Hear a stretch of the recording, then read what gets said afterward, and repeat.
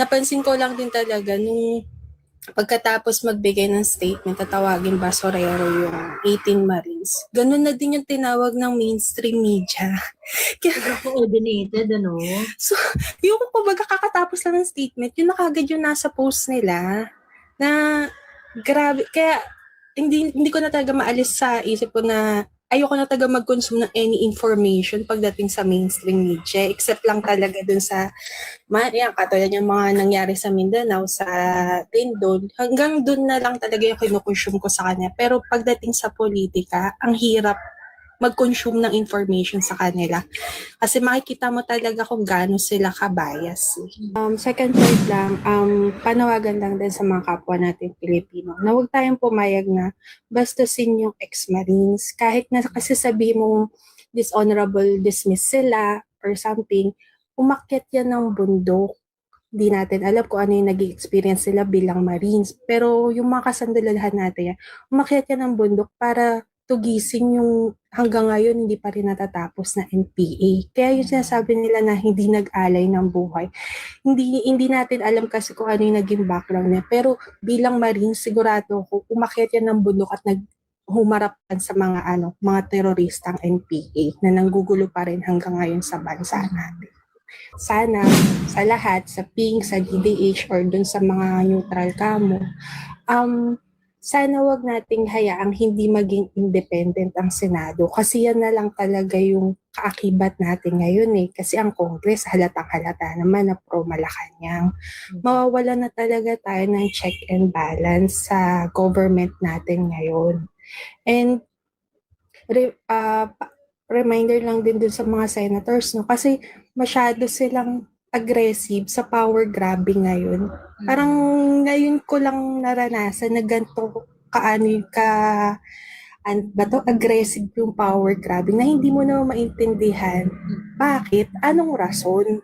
My second point is that wag po tayo mag-focus sa mga DDH, tama yung sinabi ni Miss Joey, kasi alam mo, marami tayong kababayan na nanghihina na talaga din yung loob. Kumbaga mag-focus na tayo sa kanila na let's give them strength rather than focusing on the DDH. Let's focus din sa mga kababayan natin na parang ano ba nangyayari na tama to na dapat talaga mag-gain tayo ng knowledge para i-ano natin sa kanila, tawag dito, ibahagi natin sa kanila.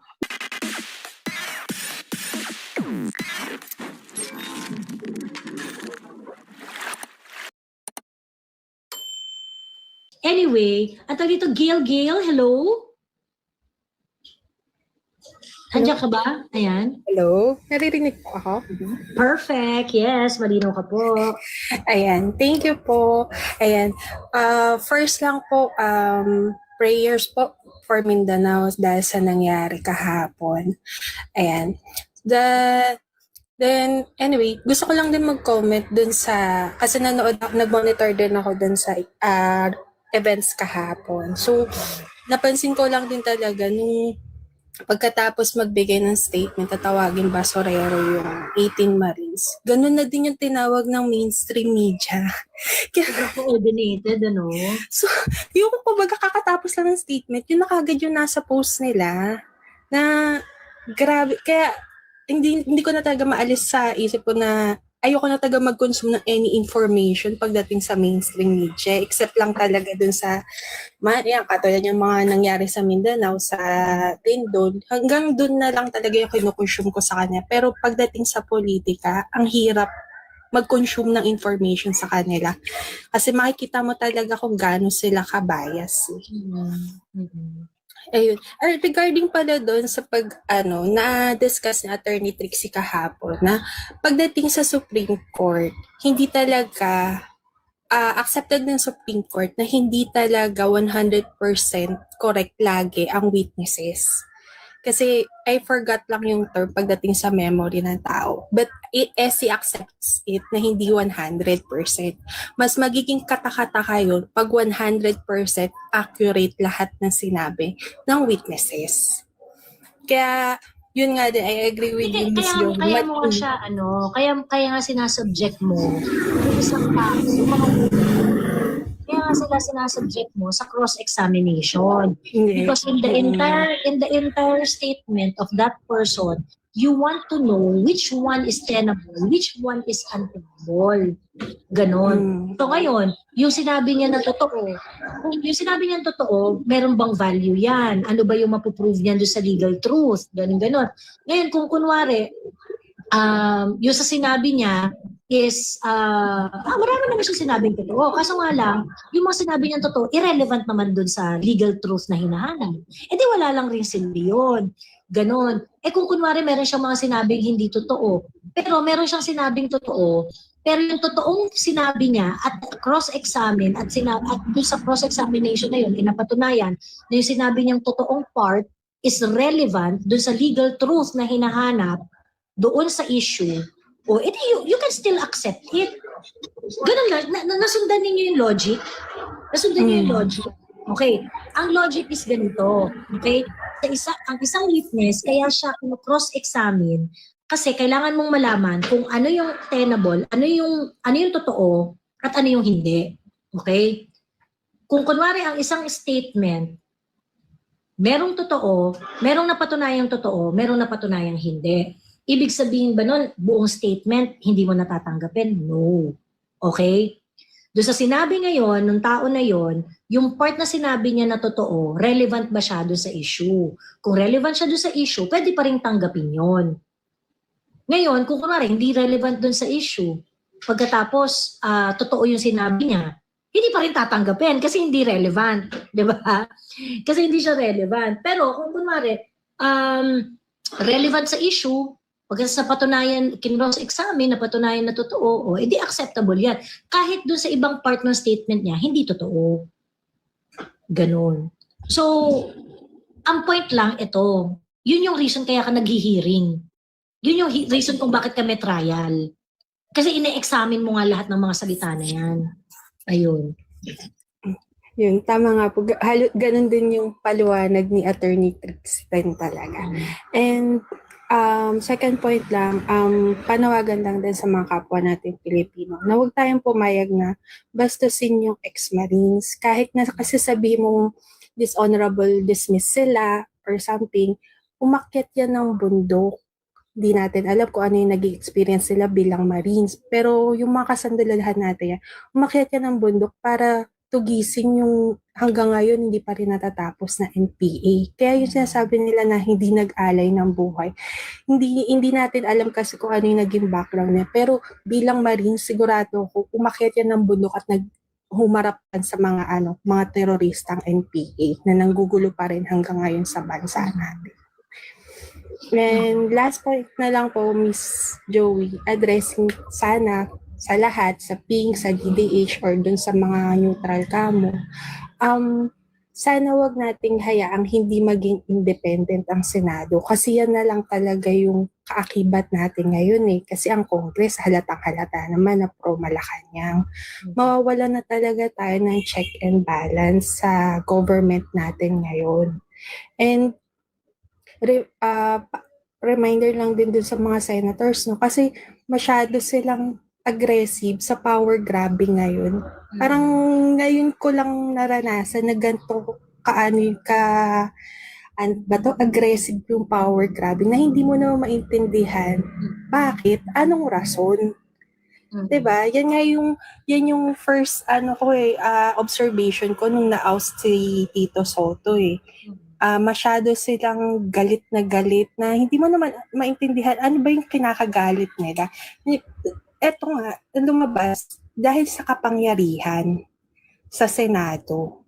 And maybe dahil nga talaga sa kapangyarihan ng Blue Ribbon Committee. Pero sa mga Pilipino, makita nyo naman ibang-iba itong government na to from the past. Masyadong hayok sa mga kapangyarihan yung mga aligned sa Malacanang. So, please be issue-based lang tayo. Ano ba talaga yung mga problema natin? Doon tayo mag-focus. Sa election yun, sige given, magkakaiba tayo ng kulay. Pero ito yung meron tayo ngayon . So, mag-focus tayo dito sa mga issues natin sa bansa. And lastly na lang, comment kay Risa. Lisa, kung gusto mong tumaas yung survey mo, i-condemn mo yung, pinakamabilis ngayon, no? I-condemn mo yung -15 na president. Di ba ganun naman even before, Miss Joey, na pagka palapit ng election, bumababa yung ratings ng mga president. Pera na lang kay PRRD. Kaya dyan naglalabasan yung kung sino talaga yung may intention na maging presidente sa susunod. Pero magtataka lang talaga kayo eh. Ito lang talaga yung first time na ang Yellows, hindi kino-call out talaga ang Malacanang na si BBM ang nakaupo. Even dun sa, sa result nung dun sa ill-gotten wealth ng Marcoses, wala ka ni isang nakita eh, na reaction from senators na aligned sa mga dilaw. So parang nabaliwala na ba yung pinaglalaban niyo for 40 years? Yun na lang ba yun? Dahil para lang sa political power, ahayaan niya na lang na mababo yung pinaglaban niya ng 40 years. Parang katakataka lang talaga. Sobra. Ay. Anyway, yun lang po, Miss Joey. Anyway. Thank you, Gail. Maraming salamat. Okay. Thank you po. Okay. Ayun. Hello, Kaka Bells. May mga nagtatanong dito yung reaction kay Lauren Legarda. Actually, diniscuss ko na extensively kanina yan. Late na kayo dumating. Mag-team replay na lang kayo. Nasa earlier part ng live. Ayun. Sorry. Narinig Hello, po. Kaka Bayan. Hello. Actually, Miss Joey, my name is Kababels. Oo. Hindi mo ako naririnig. Kaka Bells. Ikaw si Kaka Bells. Ano to dito? Palakas naman ng audio mo. Hindi masyadong malakas yung audio. Okay na po? Sorry. Okay na? Hello? Lapit ka Okay pa na. sa mic. Hello po? Hello? O sige, laban na yan. Laban na. Oh, sorry. Okay po. I have 2 points lang po, Miss Joey. Una po yung I just wanna share po yung experience ko last week nung umattend ako ng rally. Mm-mm. And anong tawag dito? Kasi I felt hopeless talaga nung nakaraang linggo. Kasi parang... Naririnig kita, naririnig kita. Lang ako, lilipat lang ako ng window saglit. Message ko lang po, sana tao pa ba? Okay, and then, ito lang ako, naririnig ka namin. Okay, sorry, sorry, kinakabahan ako. Ayan. Okay, sige po. Ano lang, katulad ng sinabi ko doon sa security guard sa party, na sabi ko sa kanya, ma'am, may rally, tanong siya sa akin, ma'am, may rally pa po ba? Sabi niya, opo, kuya. Kuya, baka pwedeng, sabi ko sa kanya, baka pwedeng samahan mo kami. Kasi hindi namin kaya kami lang to. So, sana ang tawag dito, sa mga same ng natin, na sana samahan nyo kami. Kasi, para dumami. At saka yung parang lalo tayo ng kumuha tayo ng strength sa bawat isa po. And then also po, my second point is that, wag po tayo mag-focus sa mga DDH, tama yung sinabi ni Miss Joey. Kasi alam mo, marami tayong kababayan na nanghihina na talaga din yung loob. Kumbaga mag-focus na tayo sa kanila na let's give them strength rather than focusing on the DDH. Let's focus din sa mga kababayan natin na parang ano ba nangyayari na tama to na dapat talaga tawag dito mag-gain tayo ng knowledge para i-ano natin sa kanila, tawag dito ibahagi natin sa kanila. Yun lang, Miss Joey. Thank you. Ang sarap sa loob. Sarap sa dibdib. Thank you. Thank you, Kaka Bel. Salamat. Ayan. At saka thank you for nagrally kasi yan si Kaka Bel. So, nagpunta yan ng Senate. So, I hope na pagka nagkaroon ng pasta party, magdala rin kayo ng magpatluck rin kayo, magdala rin kayo ng mga ulam, ganyan, para masaya yung potluck. Ayun. I would just like to update you guys. Kasi meron ngayong update si Matibag sinabi ni Matibag na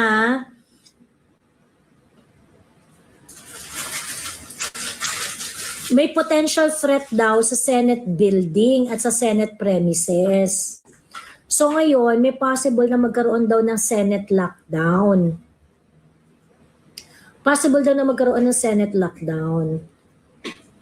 So yarn. I think natatakot sila dahil may mga usap-usapan nga na magkakaroon ng massive rally. Ganon. Yun yung ano. Kaya parang nagpapalabas sila ng ganyan. Nagpapalabas sila ng mga ganyang kineso. So, ayun. Kaya kahapon, yung hearing ginawa nilang meeting eh. Kasi, takot silang, hindi nila ma-cite in contempt yung mga 18 Marines. Kasi pag sinite nila in contempt yung 18 Marines, marami na talagang magwawala. Ayun. So anyway, ingat-ingat at maraming mangyayari this week. Ayan. Sa June 11 daw, meron na bang order? Meron na bang lumabas? Ayun. Anyway, hello Mono. Hi, Ma'am Joey. It's been a while po, Ma'am. Oo nga eh. Okay naman po, Ma'am Joey. Well, I kind of felt, Ma'am Joey, no, yung isa kaninang guest, no, yung sentiments niya na marami talaga sa atin na nangihina. But guys, don't be. There are things that, ito nga Ma'am Joey, ulitin ko lang tong point na to, no? There are things that are bound to happen, that is meant to happen, that we must let it happen. Nandun na tayo sa point na yan, guys. Nandun na tayo sa point kung saan the old system is so desperate on trying to stop yung ginagawa ngayon. Yung old system is trying to hold on into it, to power, no? Control it. It's using all its influence and power to maintain the control. Ito nakikita nating sobrang ingay ng mainstream media, the academe, the intellects, itong mga different institution. They are all showing up and speaking up in somehow hoping that their influence will be able to change what's bound to happen. Kaya yan sila, we kind of look like we're in a desperate position. No, sila ang nasa desperate position. Sila ang alanganin. Because all of them are trying to stop what is bound to happen. Kaya nga Ma'am Joey, sabi ko nga, i-arrest nyo yung 18 Marines para magkaalaman na. Ang tagal ng 2028. Let the pasta party begin. If it's bound to happen, it will happen, guys. No, wag kayong panghinaan ng loob. This is the moment, eh. Oh, when the pasta party happens, sumama tayong lahat. Hindi nyo naman kailangan kumain ng pasta. Eh. Pwede kayo magdala ng sarili nyong ulam. Pwede kayo magdala ng preferred nyong ulam. Ayan. Hindi naman magagalitin ng mga Italians. Contrary to the popular belief. Ayan. Hindi sila magagalitin. Saka Ma'am Joey, no, yung pronouncement mo earlier, Ma'am Joey, no, na meron daw lockdown ng Senate, they are really doing everything para hindi matuloy yung BRC ni Senator Marcoleta. They are the one na talaga na desperado sila na pigilan tayo. Ako Ma'am Joey, I'm at the point na let it happen. Fuck it. Let it happen. Gusto ko talagang banggain na yan. We have to defy them. Directly challenge and defy them. Kasi kung paulit-ulit tayo magtitiptoe sa ginagawa nila, they have the uulit-ulitin nila yung ginagawa nilang abuse. But since alam mo Ma'am Joey, nabuhayin ako ng loob eh. Yung hinatak ni Senator Pia Cayetano, yung 18 Marines, sabi ko, damn, yan ang gusto kong makita. Yan ang gusto kong makita na grabe yung lumalaban na. Grabe yung optics na yun ni Santia. As in talagang, kahit ako napabili talaga ako. Yung sabi niya, ali kayo, sama kayo, sabay hinila niya paloob. Sabi ko, fuck yan na, sige, go. Kasi the people are behind them. Yan yung yan yung part, Ma'am Jo, responsibility ng pagboto natin sa kanila eh. If they are willing to do those kind of move and things to represent the mandate of the people, we are all behind them. Nakita nyo naman, kay Senator Cayetano, 260,000 plus pala yun, yung viewers. Tapos kay Erwin Tulfo, 7,000 plus. That's not less than 1%. Like yung ratio, it's less than 1%, guys. So totoo nga na baka 9% lang talaga yan sila ang DDH. And half of that, Ma'am Joey, I bet half of that 7,000 ay nandun para mang-asar. Correct. Ganun tayo kalakas. Correct. We have the Kasama kami backing dun of kasi- reality. Kasama kami dun kasi nanonood ako 2 gadget eh. Yeah, Joey. Alam niyo guys, no, we have the numbers. We have the backing of reality, time, and truth. Hindi nila kaya tayong banggain, mga putang ina nila. Nagkita nyo ba? Nagsasama-sama na sila. Mainstream media, law enforcement, the academe, those people who were operating in the shadows are all coming out. That's not a show of force. That's a cry of desperation. Kaya po, naku Ma'am Joey, if it's bound to happen, let it happen and we will join it. Sama-sama tayo. Naku Ma'am Joey, this is an exciting time to be alive. Kasi we are being given this unique opportunity kung saan yung destiny ni Tatay Digong is crossing path with our own destinies. Di ba Ma'am Joey? How exciting is it na yung kinarga tayo ni Tatay Digong, pinarealize sa atin na, oh ito ang mga problema. I will sacrifice myself para ma-expose lahat sila. And please do our part. Yun na yun. Ito na yun. Let's do our part. Huwag kayong panghinaan ng loob. Be proud that since 2016, we've been consistent. Kayo, nauna kayo na naging consistent ang Duterte movement on calling out corruption and calling out transparency and accountability for our politicians. Samantalang yung ibang political movement, hindi alam kung saan pupwesto. Hindi nila alam kung anong paninindigan nila. Ang Duterte movement has been consistent since day one. And just like how we save 2016, kung paano sinalba ni Tatay Digong at ang Duterte movement ang bansa natin noong 2016, ililigtas natin ulit ang bansa natin. For 2026 or 2027 or 2028, mangyayari na naman. Naka Ma'am Joey, ako Ma'am Joey, pati yung asawa ko, gusto nang umuwi. Gusto kaming, pagka merong sign, uuwi talaga kami. Ang asawa ko, I was surprised na ngayon siya ang tutok na tutok sa BRC ni Marcoleta at sa tawag nito, yung oral arguments ng Supreme Court. May massive awakening talaga, Ma'am Joey. Enough is enough. We have to challenge them directly. We have to defy them directly. Yun lang, Ma'am Joey. Salamat. Thank you, Mono. Maraming salamat. Hello, DJ. Hello, good morning sa lahat. Good morning. Good morning sa lahat mga kababayan. Ma'am Jo, good morning po sa iyo. Salamat po. For me, 3 bagay lang. One thing is yung i-review lang natin yung last week, yung pagkababoy ng ating Senado. Number 1, nabalik natin na ginawa nilang kababuyan. Gumawa sila ng konstitusyon. Gumamit sila pang takpan lang kung paano nila binaboy ang konstitusyon natin bilang isang sa batas ng Senate na ngayon pa lang ako with a simple mathematics kahit elementary grade 1, kailan po naging majority ang 12 versus 12? Kakatawan lang pero ginawa talaga nila kasi bendalo.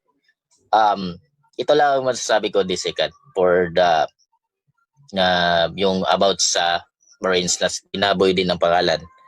Actually, di natin naisip kung anong sakripisyo from the training, yung pag-aaral nila na hindi natin alam kung anong experience yan sa bundok. And the second emotion, yung sinabi na kanina, na hindi natin alam yung ginawa ng Marines na sinabihan mo lang na kargador at saan yan galing, hindi yan relevant. Mali yun. Kahit hindi pa yan Marines, kasi alam, supporting details yan mga kababayan. Sa loob ng crimes, sino ba yung papaniniwalaan mo? lalo na kung ikaw mismo yung nagdala ng parte ng crime. Sila yung nagdala sa pera yung pera na nandoon sa mga maleta. So very simple, malapit talaga sa katotohanan. Hindi lang sila yung kasama sa ulo, sila pa yung mata at taga-bitbit. 'Di ba mga kababayan? Kaya second demotion ako talaga sa mga sinasabi ni Muno na mga kababayan, desperado talaga sila. Kasi ayaw nilang madinig ang katotohanan. Kasi parte talaga sila doon.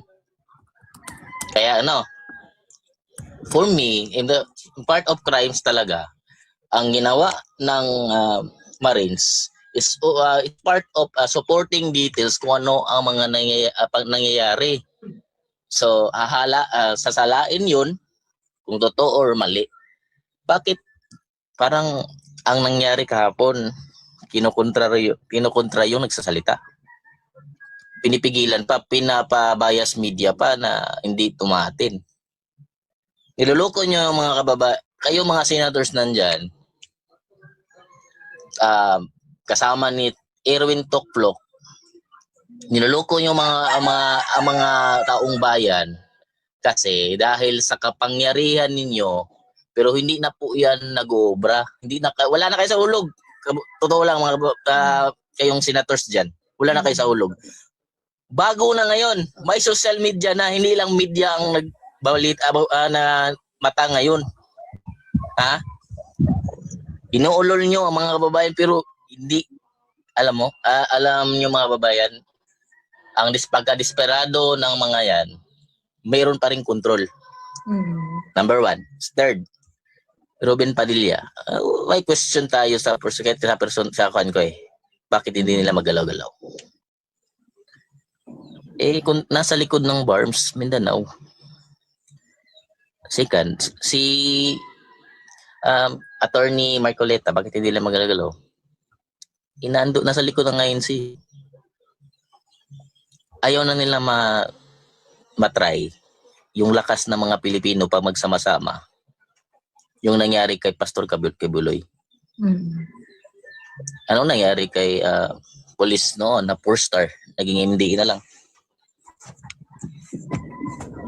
Para excuses, tinapon. Diba?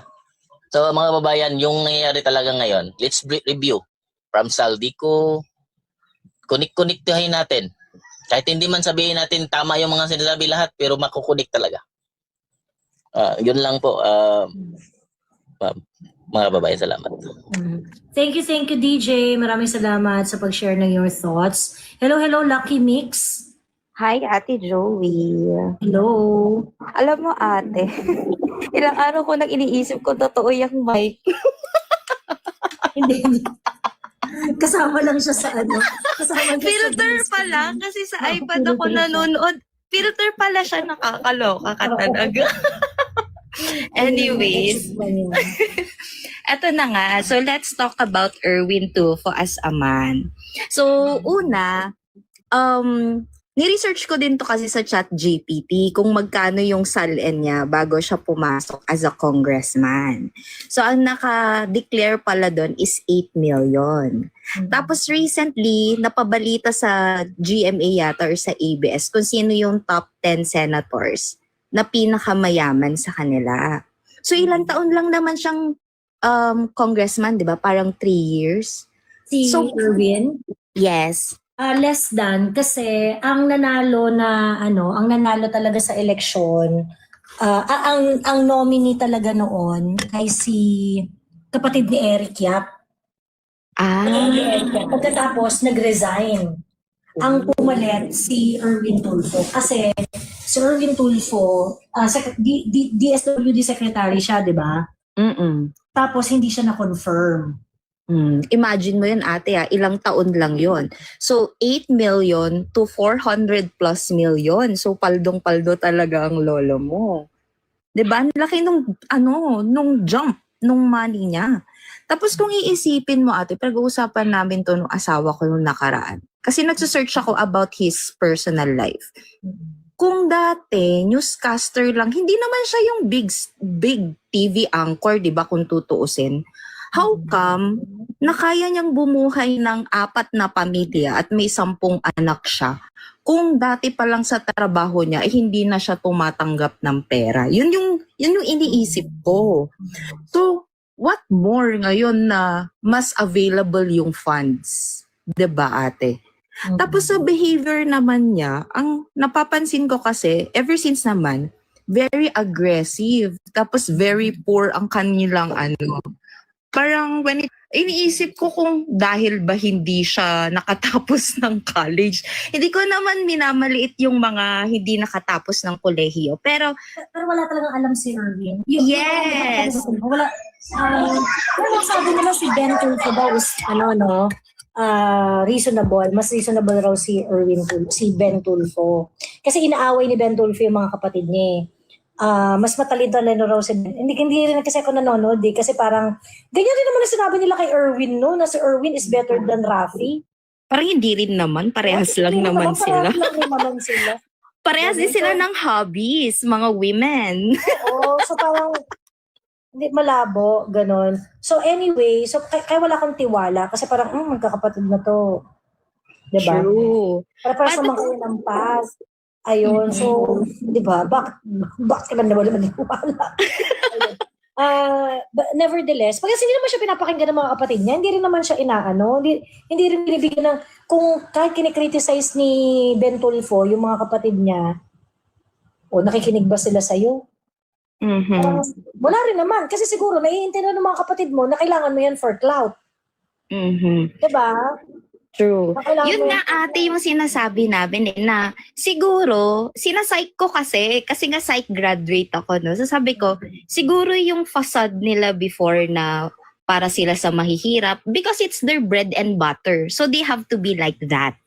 But now that they are like malayo na sila doon, hindi na yun yung agenda nila. Nagigets mo ate Joey yung ibig ko sabihin. So they are not really for the people, guys. Para lang yun sa sarili nila. Tignan nyo, nakatikim lang ng konting pera. Si Rafi, si Erwin, look at them. Nagkalat sa Facebook ang mga pictures ng mga girl lalo nila and they are wearing expensive things. So iisipin mo, senador ka, magkano lang naman sinisweldo ng senador? Paano sila nakakabili ng Kelly, ng mga Hermes na bags? If hindi yan galing sa nakaw, 'di ba, ate? Hindi naman nila na-enjoy before. Yes, exactly. Sa akin, possible naman na maging mayaman si Rafi, 'di ba? Dahil nga mataas ang kanyang revenue sa YouTube. But Pero Erwin, questionable talaga.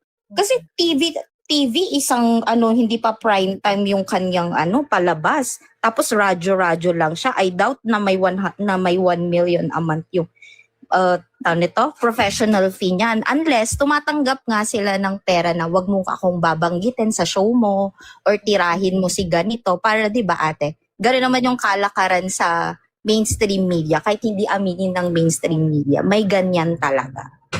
Tapos ate, ito very emotional ako. But I work kasi sa government. But I will really take the risk to join yung pasta party na yan kasi nakakapagod na siya. Alam mo yun ate, yung gusto mong magka-family pero kahit anong porsige mo sa buhay, it's so cruel to bring a child in this fucking country. Kasi ang mahal ng bilihin, walang security, hindi mo maasahan yung gobyerno. Parang ang cruel na magpamilya ka pa sa ganitong yung situation na to. Kaya sabi ko nga nung nakaraan na, is it still fair na magkaroon ka ng pamilya kung ganitong klase yung dadatnan niya na wala kang future na mabibigay? So sabi ko,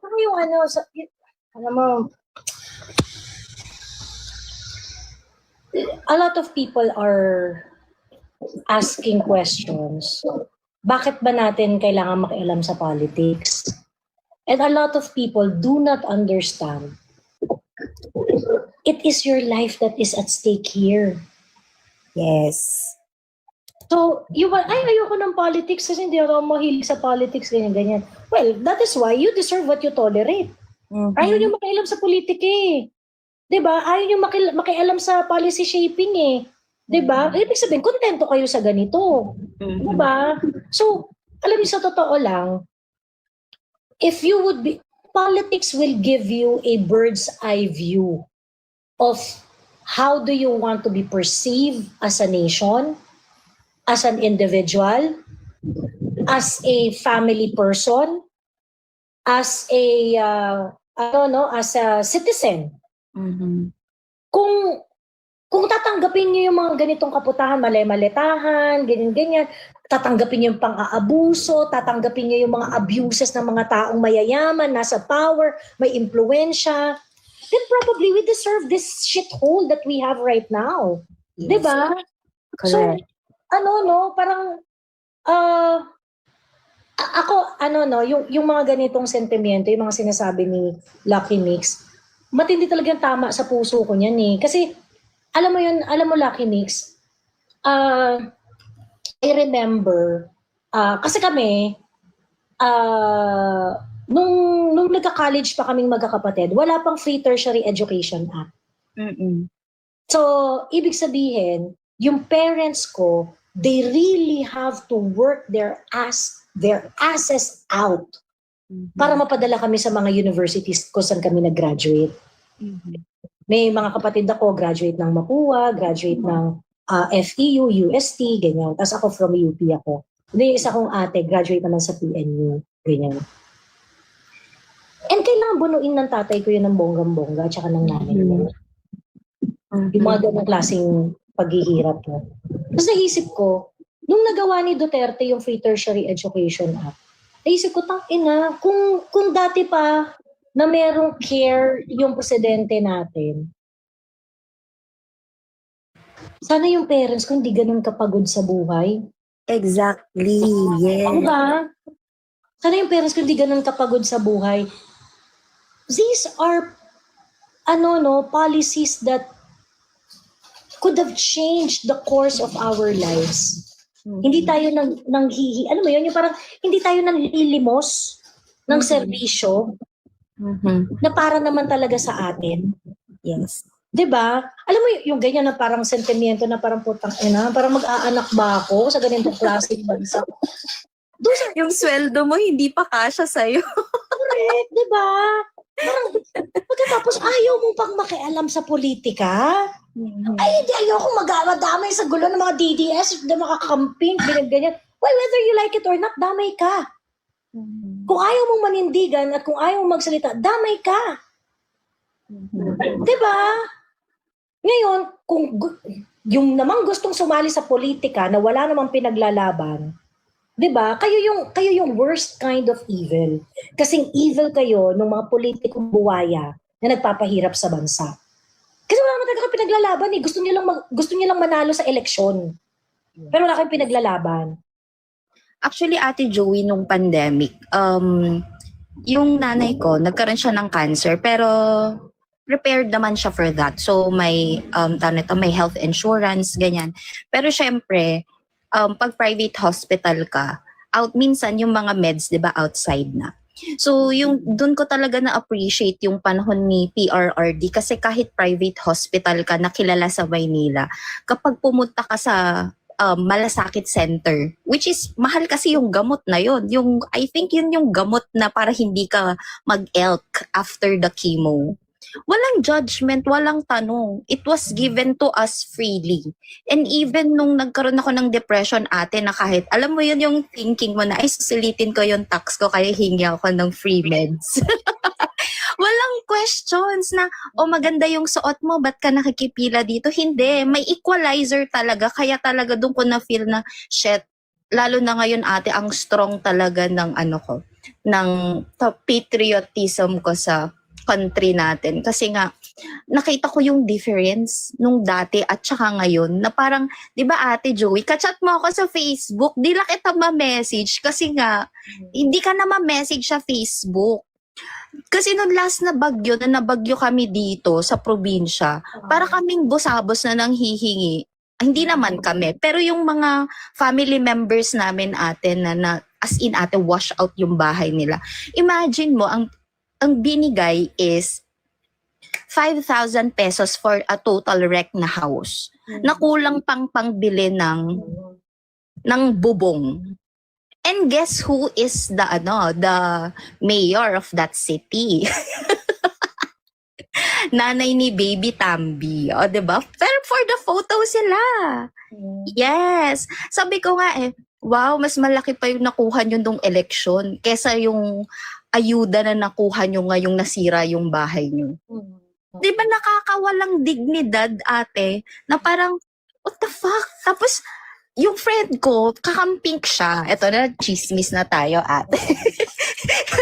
Yung friend ko, kakampink siya. So, minsan, pag nagiinuman kami sa bahay na pag-uusapan namin yung politics, siya lang yung kakamping. Pero, tinanong ko siya, bakit siya kakamping? Kasi daw, ayaw daw niya sa EJK, ganyan-ganyan. Ang point ko, actually, in-unfriend na niya ako ngayon. Lahat kami in-unfriend na niya. Dahil hindi daw niya kami makasundo sa politics. Imagine mo, 12 years kanyang kaibigan, tapos i-unfriend Wala ka yan. niya. Ay, nako. Lucky Mix, wala yan dun sa kaibigan ko. 21 years kong kaibigan, pinagpalit ako kay Lenny Robredo. Di ba ang funny lang ate na, uy, bakit hindi na kayo nag-uusap ni ganito? Tapos sasabihin, dahil kay Mama Lenny. Di ba? Oo. Tapos reason, At sama talaga ng loob ko nun Lucky Mix Sama talaga ng loob ko nun. Biruin mo itong kaibigan ko na to. Inang kaibigan ko to since nung college pa ako. Halos, alam mo yun, sobrang close namin to. Isang toothbrush lang yung ginagamit namin. Alam mo yun? Ganun kami ka-close. Lahat ng trip namin sa buhay, magkasama kami. Hanggang nang tumanda na kami, nagtrabaho na kami and whatsoever. Yung mga tipong pagkakailangan mo ng kainuman ng 2:00 ng madaling araw, pupuntahan namin isa't isa. yes. Ganon. Pagkatapos, putang ina, pinagpalit ako kay Mama Lenny. Bakit tang ina, si Mama Lenny, pagka tinawagan mo ng 2:00 ng madaling araw yan, pupuntahan ka niya para makapag-inuman sa'yo? Sabi ko, putang inang yan. Mama Lenny, shot tayo ng 2 a.m. Oo. Putang yan. Tapos ito na nga, sabi ko sa kanya, alam mo sis, sabi ko, nung panahon ni PRRD, nakakainom ka hanggang 3:00 ng umaga. Alam mong makakauwi ka ng safe sa bahay nyo. Kahit wala kang pera, nakakauwi ka. Kahit mag-tricycle ka dahil kay PRRD, tapos sasabihin mong war on drugs. Kasi sis, 30,000 killings ang ganito. Ganon siya. Sabi ko, sis, hindi naman tayo bobo. Sabi ko, kung may 30,000 na katawan dyan sa loob ng 6 na taon, minus the pandemic, don't you think na hindi tayo mag-aalsa at magagalit kung meron talagang 30,000 killings? Yun yung sinabi ko sa kanya, ate. Tapos recently, na-disgrasya yung papa niya. So, syempre, kahit in-unfriend na niya kami, tinext ko pa rin siya. Tapos sabi niya, sis, wala kaming makuhang, bakal sa, ang tawag nito, sa public hospital, kailangan pang bilhin, ganyan-ganyan.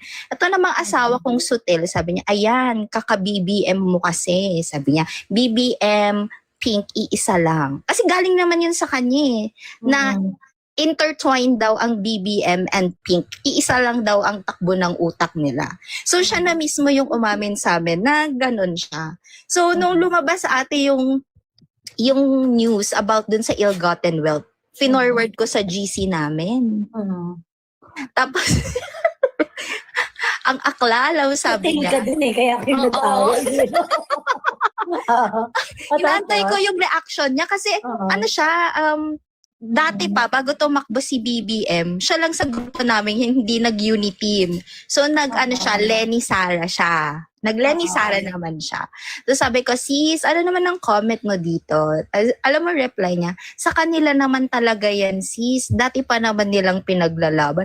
Hala ka, ano nangyari sa kanya? Parang, 12 years na tayong mag-friendship. Dati, problema mo ang ill-gotten wealth. Tapos ngayon, ang tugtugin mo, isa kanila naman yan. Di ba nakakaloka talaga sila? Oh my God! Ay, nako ate. Sabi ko nga, and me also, now ate, na with this 18 Marines, hindi na rin ako takot mag-share. sa Facebook page ko ng thoughts ko kasi dati feeling ko mabubuli ako eh kasi I'm from the north. So my family are, alam mo na, loyalista talaga sila. So ang ginagawa ko for the last few months, nanonood ako sa TV namin. Nilalakasan ko talaga yung volume. Lalo na yung mga hearing, minsan kapag morning, nanonood ako ng live nyo ni Ate Sas, naririnig nila. Tapos minsan napapatanong din nila sa akin kung ano ba nangyari sa ganito? Lalo na yung GAA, ate. Kasi nag-uusap kami ng asawa ko, naririnig nila. Tapos, ang rebat lang nila sa amin, si Duterte, ilan ang pinatay niya? Lagi ko na magsagot, ate, di ba nag-internship nga ako sa rehab center? Sabi ko, alam nyo, yung mga addict, at saka pusher, adults yung mga yan. Alam nila na yung isang paa nila nakalagay na at nakadig na sa lupa. So, they know the consequences. Kaya hindi mo dapat ang tawag nito ate, parang hindi mo sila dapat i-embrace na kawawa sila, victim lang sila ng kahirapan. Di magtanim sila, or magkargador, o mga ganyan, or di ba magkarpentero, pero they know kung ano yung pinapasok nila. Kaya kung mamamatay sila, alam na rin nila na fate talaga nila yun. At saka ang small lang din kasi ate nung deaths, na rehab naman talaga. 'Di ba ate? Sabi ko nga sa'yo ate nung last akong umakyat sa live mo nung after nung bagyo dito na pumasok ako sa rehab center dito sa amin. 2 lang pasyente ko. Lumabas ako 16. Male lang yun ate Imagine mo. Tapos sasabihin nila mas safe daw ngayon. Pag ini-interview mo yung mga nahuli is paano ate 20 pesos, 50 pesos may mabibili ka ng jugay. Grabe. Sobrang accessible. Super accessible. Tapos Gcash na lang. No, grand level up sa QR code. Yes! Ang tawag dito, hindi ko alam kung narinig yung kwentong barangay ko ng isang araw. Mga siguro 2 weeks or 3 weeks ago. Negosyo na talaga. Part na ng negosyo nila. Actually, Ate Joey, no? Hindi naman sa pagiging marites, pero I'm really curious kasi dito sa street namin, every night may dumadaang ambulansya, certain time. Tapos sabi ko, inaabangan ko minsan. Sabi ko, siguro mga 3 years na yan. Yung place namin ate, pabundok area na to. Ibig sabihin, konti na yung neighborhood. Konti na talaga. So nagtataka ako, bakit laging may ambulansya? Tapos I remember, nung nandun pa ako sa rehab center, may nagsabi na yung barangay na yon, dun lagi yung meet up. Siyempre, scare lalo naman kami ate na magsabi. No? Alam mo naman kung sinong mga dito, mga politicians. Mga ganyan. Baka damputin na lang kami. 'Di ba? Yung tarpaulin nga na Ang hirap ngayon, ang hirap ngayon mag-whistleblow sa drugs kasi yes. kapag nagsumbong ka na parang, ito, pusher, ganyan ba ikaw ang iligpit, hindi yung pusher. Ay, tangina nila, drug test nyo ako. Ayun lang. Anyway. Yun lang Ate Joey. Thank you so much. And I hope ate na makapag-live kayo ni Ate Sas. Mamayang gabi. Si Sas Oo, nandito si Sas ngayon Sabi niya, magpakyat daw ako. Teka lang. Pinoy Lacochero, meron ka pang gustong i-share? Tapusin natin yung mga nandito, no? Si Strictly Under Duress at saka si Fin. Ate Joey, tapos mo na lang ako. Hindi ako marunong bumaba. Gumawa pa ako ng fake account para makakita sa live. Ay, wait lang. Ate Joey, 1 year ko na itong iniisip. Ka ba? Nag-extra ka ba sa movie ni Direk Daryl? Oo. Oh my God, sabi na nga ba Yung para kang papa mo. Yung para kang papa mo. I'm so sorry, but artista ito. Sabi na kasi nagdi-debate kami ng asawa ko. Sabi, hindi, kamukha lang niya. Hindi love siya talaga yun. Sabi ko, 1 year na ako nanonood sa live ni Ate Joey. Kahit angulo, alam ko na yung face niya. I-message mo nga siya kung siya. Paano kita may-message? May karamdaman nga yung messenger mo. Hindi ka ma-message ang message. Iko-comment ko nga yung photo mo doon. Oo. Ayan. Artista Ake. Hindi nyo alam. Ayan. Okay, ate. Bye-bye, ate. Ingat Thank you. kayo. Salamat. Ayan. Hello, Pinoy Lakwachero. Hello, Joey. Naririnig ako? Medyo mahina. Eto, okay na. Ayan. Better. Ayun. First time. Ang tawag nito, wala naman ako masyadong i-share. Sundutan ko lang ng konti siguro yung sinabi ni Lucky. Ang dami talaga ngayon sasakyan. Usually, ang bigayan nakalagay sa mga, yung box ng posporo. Ngayon, kita na, wala nang tago-tago. So, ganun siya. Pangalawa, dito sa lugar ko, sinusukan yung mga rimulya. So taga-Etivac ka. Yes. Ang problema, hindi ako masyado na, tawag nito, expose yung mukha or something na gano'n. Dahil, karamihan sa family ko sa government nag-work. So, yun. Pero, ako kasi, kasama ko kami ni Pau, pares kaming VA. So, nakatira ako. Gising ako kasi napunta ako dito sa bahay ng friend ko. Okay. Nandito ako, meron kaming inaasikaso regarding do sa stickers na supposedly pamimigay sa Senate Gate. Meron ako na-print na 5K na stickers supposedly na ipamimigay sana nung June 4 sa Senate Gate. Ang problema, may bumaliktad, di ba? So, sinunog namin yung stickers kasi kasama yung isa doon. Okay. Okay. Ayan. Anyways, yun. So, regarding dun sa papasta party, guys, pumunta kayo. Lahat ng klase ng party ng mga DDS napuntahan namin ng grupo ko. Kasama dyan yung batuhan dun sa may EDSA nung nakaraan. Nakita ko si Joey doon, nakikipagmurahan, kasama doon sa camp. Nakasama din kami doon kay Kiko Barsaga na iba't ibang location yung pinuntahan. So nandun din kami. Walang masama pong pumunta, hindi naman, kung kaya ninyo, pumunta kayo kung may pa-party si Italy, pumunta kayo guys, pakita natin yung support natin. Kasi sobra na talaga. Masakit sa kalooban yung mga tax, pag nakikita mo yung payslip mo, payslip, tax deducted, auto-deducted sa tax, auto-deducted ng PhilHealth na hindi mo naman masyadong mapakinabangan. Lalo na sa amin, kasi meron kaming HMO.